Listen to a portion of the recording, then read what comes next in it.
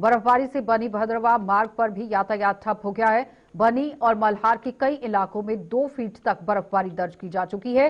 जिले के पहाड़ी इलाकों में इस बार बर्फबारी की संभावना नहीं थी, लेकिन मौसम की करवट बदलने के बाद से ही बनी भद्रवाह सड़क मार्ग सहित कई अन्य रास्ते भी बंद हो चुके हैं। हालांकि बनी के यहां डग्गर, लोआंग और उनके साथ ही अन्य लिंक मार्गों पर यातायात बहाल है। तहसीलदार बनी की ओर से लोगों को आवाजाही के दौरान एहतियात बरतने की सलाह दी गई है। तो साफ तस्वीरें आपके सामने कठुआ की बनी बसोली की आपको दिखा रहे हैं, जहां पर खूबसूरती का नजारा तो देखने को मिला, लेकिन लोगों को कहीं ना कहीं परेशानियां जरूर झेलनी पड़ रही है। तहसीलदार बनी की तरफ से लोगों को एहतियात बरतने के लिए अपील की गई है, लेकिन प्रशासन की तरफ से क्या कुछ कदम उठाए गए हैं, इस पर जानकारी लेना जरूरी है। रंजीव मेहता हमारे साथ जुड़ गए हैं। रंजीव, क्या कुछ परेशानियां लोगों को वहां पर झेलनी पड़ रही है? क्योंकि खूबसूरती का नजारा तो देखने को मिल रहा है, लेकिन लोगों के लिए क्या कुछ कदम उठाए गए हैं प्रशासन की तरफ से? क्या चल रहा है, साथ में ताजा अपडेट क्या है? देखिए आशा, पहाड़ी इलाकों की बात करूं कठुआ जिले के, तो बनी का जो पूरा साउथ डिवीजन है और साथ में बिलावर का जो ऊपरी इलाका है, वहां पर ताजा बर्फबारी पिछले 2-3 दिन से लगातार जारी है।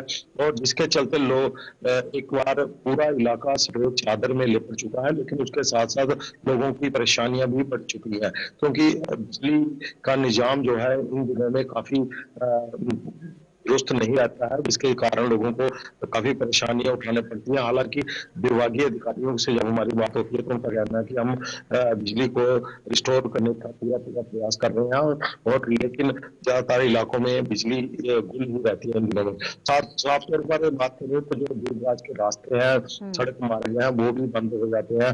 बनी भद्रवाह मार्ग की बात करूं, छत्रगला के पास 2 से 3 फुट की बर्फ गिरने से, वहां बर्फबारी होने से वो रास्ता पूरी तरह से बंद हो चुका है। सर्कल की बात करो, काफी एक टूरिस्ट डेस्टिनेशन है वो कठुआ जिले की, वहां पर सैलानियों का भी जमावड़ा अब लग चुका है जो बर्फ देखने के लिए जाते हैं, लेकिन रास्ते में काफी दिखते हैं, स्लिप काफी फिसलन है, गाड़ियों की आवाजाही के लिए काफी मुश्किल है।